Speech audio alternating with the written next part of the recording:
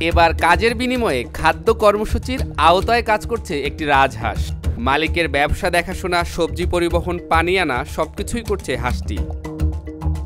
হাঁসটিকে বাজারে যাওয়ার উদ্দেশ্যে রাস্তা দিয়ে হেলে দুলে চলতে দেখলে যে কেউই বুঝবেন কত কর্মঠ বন্ধু পেয়েছে শাওমেই। শুরুর দিকে কাজে ফাঁকি দিলেও এখন বেশ চটপট করেই সব কাজ করে হাঁসটি।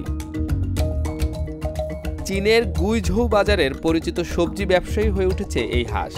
প্রতিদিন সকালে শাওমেইয়ের সাথে হাঁসটিকে হেলে দুলে কখনো পিঠে সবজির ঝুড়ি, কখনো বা মিনি ট্রলি নিয়ে হাঁটতে দেখা যায়।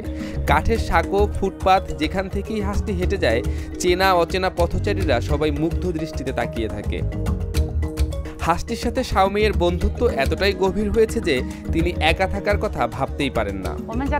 হাঁসটি আমার সাথে শহরে শাকসবজি বিক্রি করতে যায়, এমনকি আমার দোকানও পাহারা দেয়।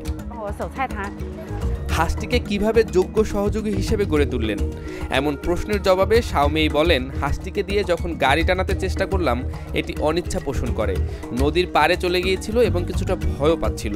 প্রায় 6 মাসের প্রশিক্ষণে হাঁসটি সব ধরনের কাজবাজ করার কৌশল শিখে নিয়েছে।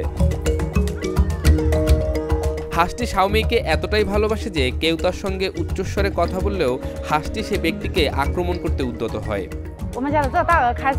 সম্প্রতি ঘটে যাওয়া একটি ঘটনা আমাকে গভীরভাবে আবেগপ্রবণ করে তোলে।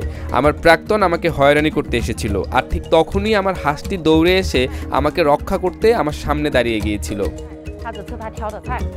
শাওমেই আর হাঁসের বন্ধুত্ব মানুষের সাথে মানুষের বন্ধুত্বের মতোই নিঃস্বার্থ।